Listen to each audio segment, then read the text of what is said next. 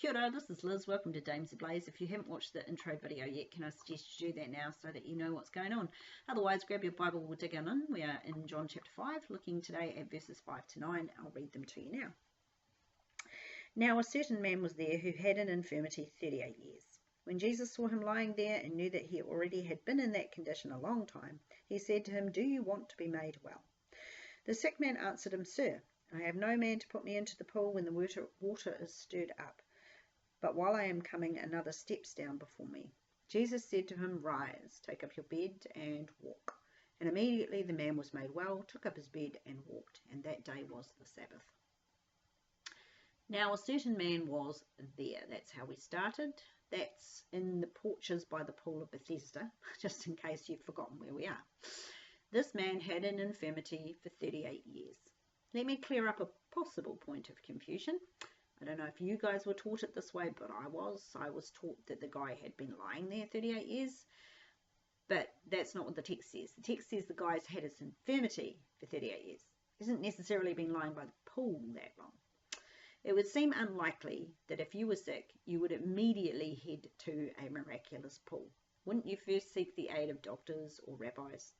I feel like the pool is that last-ditch effort or the space for the truly poor who can't afford doctors. The specific infirmity is not given.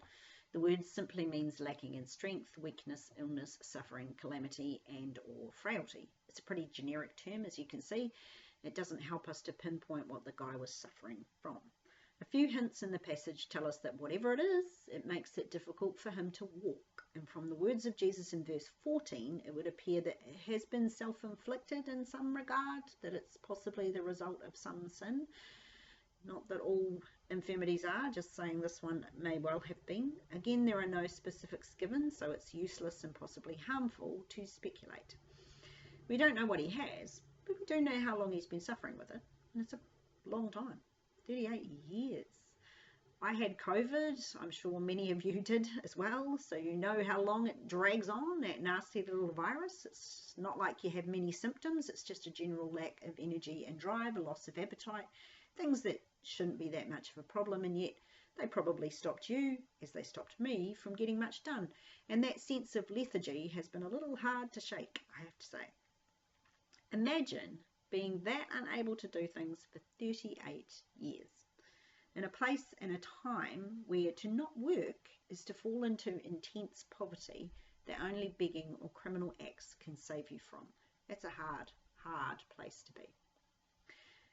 When Jesus saw him in a place where there were hundreds of ailing and sick people, in a place where he was possibly overlooked time and time again, a place where he wasn't seen, wasn't noticed, wasn't remarked at all, Jesus saw him. He looked upon him and discerned who he was, because to see in Greek isn't just about sight, but about the mind as well. So he saw him lying there, and having known that he'd been in that condition that long, how does Jesus know this? The word know is gnosko. It means to come to know, to recognise or perceive, to know properly through personal experience. It's also the term used for intercourse, but that's a completely other story. I imagine that this man's story was fairly well known amongst the other sick people. He'd been coming, maybe not the whole 38 years, but a fairly long time. Someone would have known he's been around that long. Known enough at least to tell Jesus. Equally, because Jesus is the Son of God, he could literally just have known, couldn't he? We aren't told how he knew what he knew, but we are told that he does and what he does with that information. Jesus speaks to the man.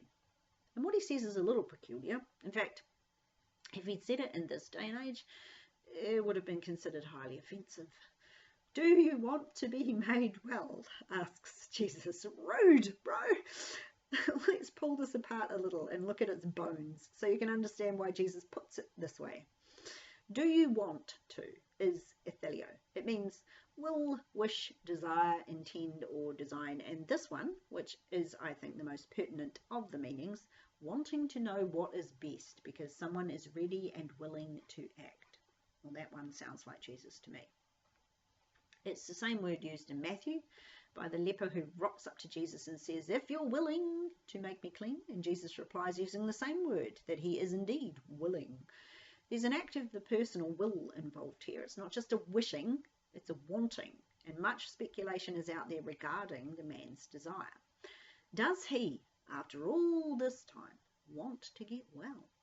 Is there still within him that flicker of hope of a different life? Or, after all this time, has his life entered that rut stage where we cannot see over the walls to a new life or a different life? Is the man stuck in that tunnel of despair where it seems there is no road other than the one forward, and it leads nowhere new, nowhere different, just a life lived with one foot in front of another going down the same road day after day after day? Jesus asks this question to see if there's still a flicker of hope in this man, a desire to be different. It's a question he asks everyone before they accept him as Saviour. Living, however we were living prior to becoming a Christian, was an enticing life, possibly for many of us a comfortable life, a life we knew and understood. We could have kept going in whatever direction we were going in. We could have stayed in the rut of our own making, but he came, probably using another human to ask the question and not perhaps using exactly the same words. Man challenged us to change. Do you want to? Not get well as such, but do you want this life you're living? Do you want to change it? Do you want to make me Saviour? We said yes, of course, else we would not be here, but consider yourself to be in the position of this man at the pool as we look at how this bit of history goes down. Jesus asks, do you want to be made well? The word made means to come into being. It signifies a change of state, condition, or place. Jesus is offering a change, but change can be scary. Imagine how different this man's life will be if Jesus heals him. He'll have to find a job, perhaps get back to some manual labour, start from the bottom of the heap. It's a bigger ask than we could possibly understand in our Western world. Some struggle. Here in New Zealand, there's always a safety net of the government. It doesn't mean we live in luxury, and for many it means living pretty close to the bone, but we are not yet at the level of poverty that ancient peoples lived in. Not quite. To be healed would be to start again, to have to come up with a completely new plan for every day. Now, I'm a fairly organised, possibly too organised human being. I have my rhythms. I tend to stick to them pretty rigidly. There are days that aren't organised, but most of my time is pretty well set. Last week had me all out of kilter thanks to plumbers and tilers because we're upgrading a room in our house. It unsettled me quite a bit, I have to admit, but that was only a small wrinkle in my usually ordered existence. Imagine the change this guy's about to undergo. I mean, he'll be able to return to worship at the temple, be able to go and work at something, to earn money instead of relying on the kindness of strangers. It's a complete turnaround, and so I think it's a fair question that Jesus asks him. Do you want to be made well? So I love this word well in the Greek. It's hugesiasi. I don't know if I said it right. And it's where we get our word hygiene from. Coming to us in the late 16th century, it travelled through France from modern Latin and ultimately from this word in Greek, which means healthy. To be hygienic is to be healthy. It can also mean sound or whole. Do you want to be made whole again? That is the heart of the question. And it's a good question for us to consider when we're struggling with something. At some point, if the problem has gone on long enough, someone may offer to pray and lift the burden, and the question should spring to mind, am I ready for that level of change? The alcoholic must face it, the drug addict, the hoarder, the person who's lived in depression forever. All of us at some point are brought to that question by God. Are you willing to be made whole? Are you ready for a change? I know that I've faced it a number of times in my walk with God, a number of times when I've had to face a change, and trust me, I don't do change well. Even as a mum, you face times of change now, don't you? When your kids go off to school, when they leave home, when they pick a partner, or hopefully at some point a spouse. Are we ready and prepared to face those changes as they come? Will they throw us off, or will we continue with the Lord? As I've said often enough, change is an inevitable part of life. I'm going through the change as we speak. Can't say I'm enjoying most of the aspects of it, but I am looking forward to never having to buy period products again. This question by Jesus is a fairly rare occurrence. Most of the other healings recorded in the Gospels are initiated by the sick person or their friends. It would seem then that Jesus didn't go looking for people to heal. He didn't need to, of course. People who were sick or demon-possessed flocked to him. Surprising then that this man didn't. So it is possible he hadn't heard of the newly coined healer, or it is possible that he didn't have the energy and strength to look for such a man. We'll never know why Jesus had to find him or why he had to offer healing, but he does. Oddly, he does. What does this tell us about Jesus, do you think? That he goes where other rabbis do not. That he ventured into spaces where only the hurt and broken were. That his compassion for the lost moved him. Like the shepherd who went after the one lost sheep, Jesus goes wherever the lost sheep are to gather them back into the fold. This sign, if it is indeed a sign, modern people say it is, but there's no indicator from John. This sign links Jesus to the great shepherd. It plays out his parable of the shepherd and the lost sheep. It's an indication of his great care for individuals, not just the collective mass of humanity. So the man's answer to Jesus' inquiry is telling in many regards. Some would answer it in a whiny tone, as if the man is complaining, but as we are not told he is complaining, perhaps we should give him the benefit of the doubt, and see this not as a complaint, but rather an explanation for why he has not managed to get his healing after all these years.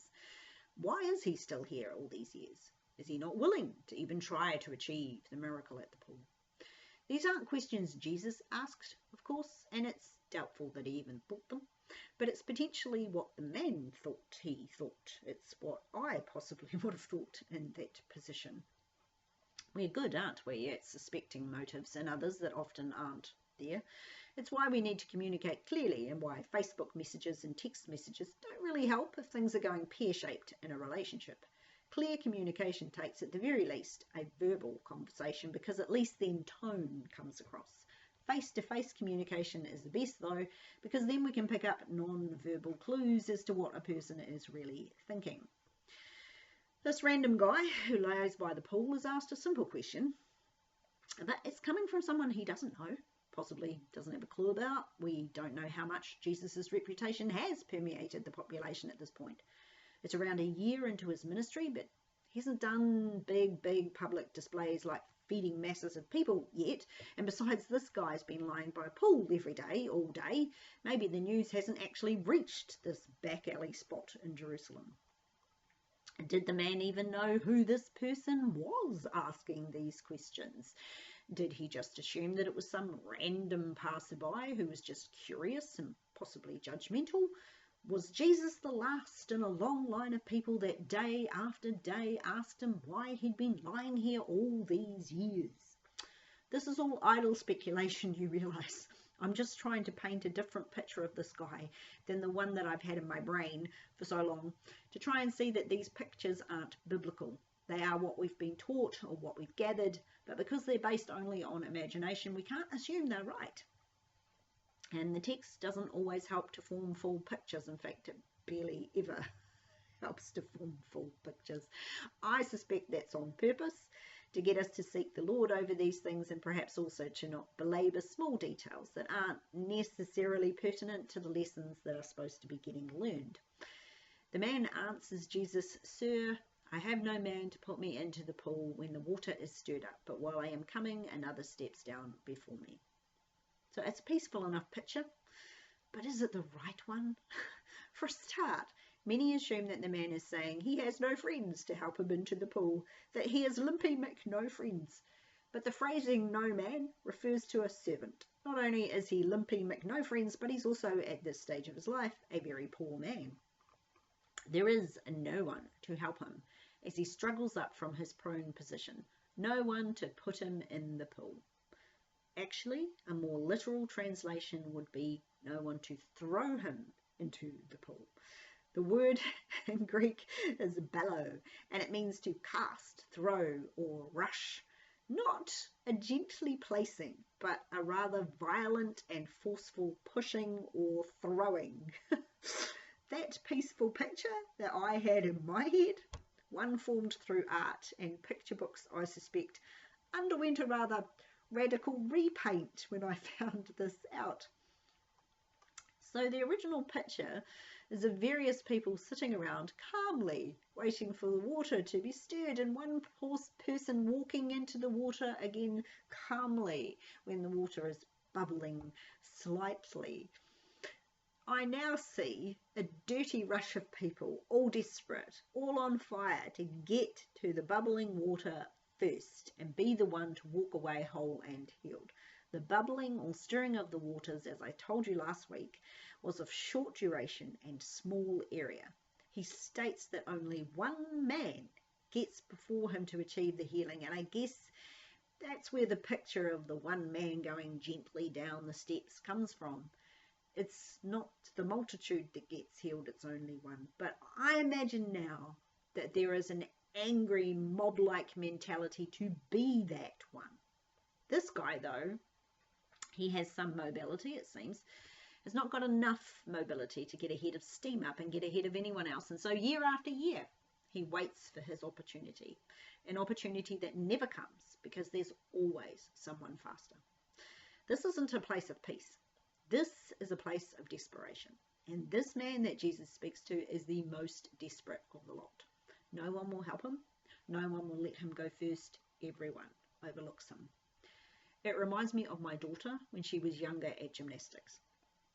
Always letting people go in front of her. Always getting pushed aside because she was little and she wouldn't stand up for herself.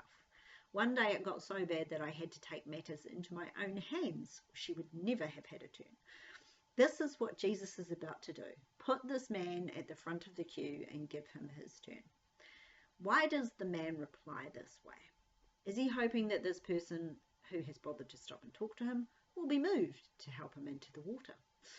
Never thought of that before I started studying this, but one of the commentators put it out there and I thought, yes, that is possibly what he's thinking, which does tell you that he didn't know who he was talking to, if that's right? Now, there is a kernel of faith in the man's answer, though we might not see it at first glance. Though he knows he will be beaten to the water, yet he still tries. He comes here, he's still sitting there. He's not completely hopeless, and it's that glimmer of hope, that flicker of a possibility that I believe, as do others, Jesus takes as confirmation enough to do what he does. And what does he do? Rise, take up your bed and walk. This is the same statement Jesus made over the paralytic man who was dropped through the roof by his friends, and it has led some to say that they are the same event. But that is completely ludicrous. Healing, everything about these two events is completely different, right? Jesus is just doing what Jesus does, healing without fanfare or fuss. The fact that he uses the same words is just a sign that he's a human, and we all use the same phrases from time to time, do we not? Rise, that is, get up, rouse yourself, get moving, and then take up your bed. Pick up after yourself. You won't be staying here anymore. And lastly, walk. He's been stuck in this state for 38 years, on pause, as it were, but now life is to begin again. He has to go and get on with the business of living, not sit around here waiting for something to happen. When Jesus catches up with the man again a little later on, he tells him, see, you have been made well. Sin no more, lest a worst thing come upon you. The walking that Jesus is telling him to do is not just about physically tromping about. It's also about living life wisely and well. Perhaps the man had a sudden inkling that this was his moment. Perhaps he thought that Jesus was indeed going to throw him into the pool, and he got up to prepare himself for the toss into the air. Whatever prompts the response doesn't really matter. What does is that he does respond. He gets up and surprisingly discovers that as he stands, he is healed of his affliction. And so he turns and he cleans up his space and he walks away from the pool. What an amazing thing. A man who had lain and been unable to move much is suddenly up and walking around just like any other human being on the planet. What a day for this man. What a great and glorious day. Until he runs into the religious elite who we'll come to next week and is censured for carrying his bed on the Sabbath. How dare he? The second part of verse 9 tells you that the day was the Sabbath. But I honestly think the verse should have finished with the man walking. In some of the old manuscripts, there's actually a comma after the last word, Sabbath, indicating that the rest of the sentence is in the next verse. It makes no sense to me why they cut it where they did, So I'm going to make an executive decision and stop here. We will enter the realm of Sabbath works next week. Fun, I think not. This week, let's consider how we might see this man's plight in our own lives. Are there places where we have perhaps limped rather than walked? In a purely metaphoric sense, of course. For me, the emotion of anger has always been something that caused a lot of limping in my life. And occasionally I will find myself limping again in this regard. It's a long-standing issue which menopause has not helped much with. It's an issue that I keep thinking is finally in the grave, only to find it's a bit of a zombie constantly turning up again and trying to drag me back. Sometimes it can take me a couple of days to work out what's going on and go to the Lord with it, but I have at least gotten over leaving it for 38 years or even 38 days. Don't let long-standing issues keep dragging on in your lives. If you've had a problem with your Christian walk for a long time, then look to Jesus for healing. Don't wait for some other person to help you achieve your healing. Get prayer if you need to, by all means, but don't neglect to go to the one who can say, rise, take up your bed and walk. And just a note on not wanting to move. Lately, a lot of people are suffering from a certain amount of depression, or at least a lot of the ones I hang around. The lockdowns that happened all over the world kind of triggered that for some. They find it's easier to stay home. It's easier to watch Netflix or YouTube, to scroll through Facebook or TikTok, rather than engage with actual human beings. As Christians, we cannot allow ourselves to come under that feeling. We must shake it off. We're not called to sit around all day and do nothing. We are called to be active, to be up and doing something. If you're finding it hard to get going, can I encourage you to move even if you don't feel like it? Feelings aren't worth worrying about. Don't let feelings get the better of you. They're not your friend. They are liars at best and deceivers at worst. Push a little. You'll find that once you start living again, those feelings will catch up with your choices. Be like this man. Rise, clean up your mess, and get on with the business of living. And that is all I have for you this week.